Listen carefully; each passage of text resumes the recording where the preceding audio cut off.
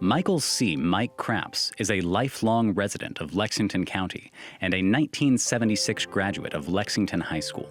He received a Bachelor of Science degree in economics in 1980 from Clemson University, an MBA degree from the University of South Carolina in 1984, and is a graduate of the LSU Graduate School of Banking of the South.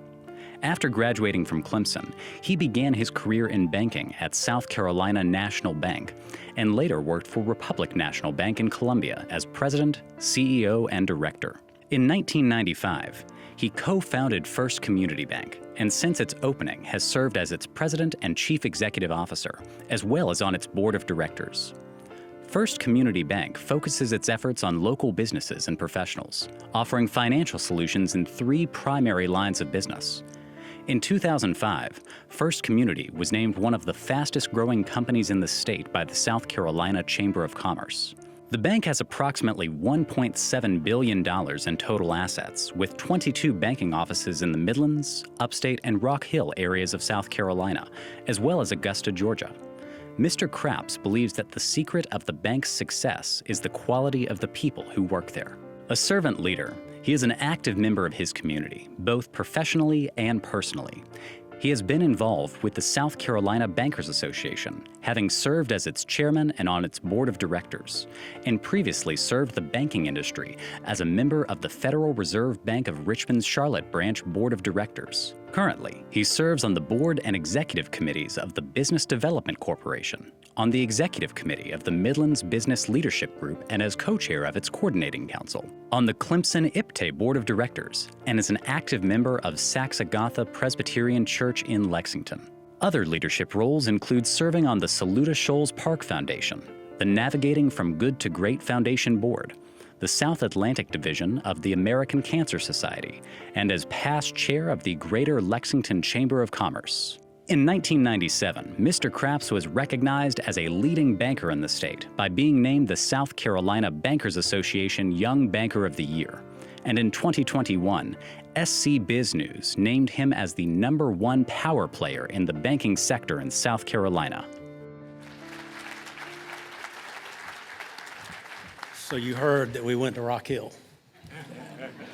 Rock Hill High, not North. We went to York County to be a part of your part of our state. So thank you so much for tonight. Thank you for including me in this just amazing recognition in this evening. I'm truly grateful to all of you, but even more important than that, let me just say I'm grateful and thank you for all that this association does, Beth, all the foundation does, all the members of both organizations do for our community and for our world.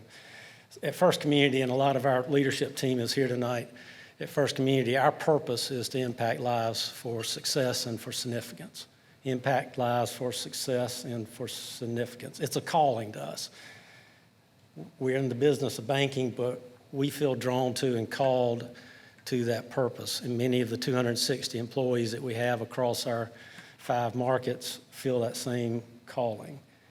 I think these associations and the members of the associations feel the same. It's a calling. What you do is a calling. Now, the words you might use to describe it are different. I read the purpose of working tirelessly to give each child, every chance, every day. The purpose of this organization is that. That's a calling. I'm certainly one of those that I believe was given that kind of chance by you, your predecessors.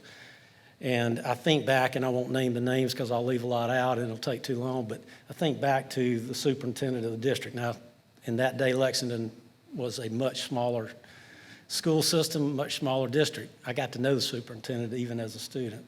I think about the principals. I think about the teachers and the coaches and the guidance counselors impacting my life and in ways that, in addition to the academic opportunities and learning and growth and knowledge, even more so is the life lessons of honesty, integrity, character, leadership, this connection between discipline, hard work, and achieving success, and understanding that adversity doesn't define you, how you respond to that adversity does. Those were life lessons learned in my school journey. members of our team at First Community probably are smiling right now. I can't see them, but I bet they're smiling because a lot of those words and concepts make up the beliefs that are embedded in the culture of our organization. So it's truly been that connection throughout my life. Let me tell you about that guidance counselor. Some of you will know her name, Jean Haggard. Jean went on after being guidance counselor at Lexington High School to ultimately be principal at Pillion High School. She's now retired. She took a special interest in me. When I was a senior in high school, she knew that our family didn't have the financial resources to enable us to go to college. The interest she took was literally sitting down and guiding me through every potential scholarship application out there in the world. Some I knew I didn't qualify for. She said, try anyway, that can't hurt. Without Ms. Haggard, I wouldn't be in front of you tonight, probably wouldn't have made it to college. So I give her a lot of credit and acknowledge her tonight. Now, she did make one mistake. The mistake was that as I was going through that journey with her, she encouraged me to pursue a degree in architecture. And so I applied to architecture at Clemson, got accepted. I go up there, I'm doing okay in math and science. I couldn't draw worth a lick. And I changed majors, I think, one day before the dean of the architecture school was going to come tell me, you probably ought to change majors. I just simply beat him to the punch. Thank you for what you do. I'm gonna share one more connection with you of the impact you have as educators in the public school system and the way it connects to the business community. I believe strongly that there's a direct correlation, a strong correlation between the quality of our public education system in schools and our educators as individuals and economic prosperity in our local communities. When we were forming First Community, we knew that we were going to start with two offices, one in Lexington, one in Forest Acres in the Columbia area. We were holding public investor forums to raise capital.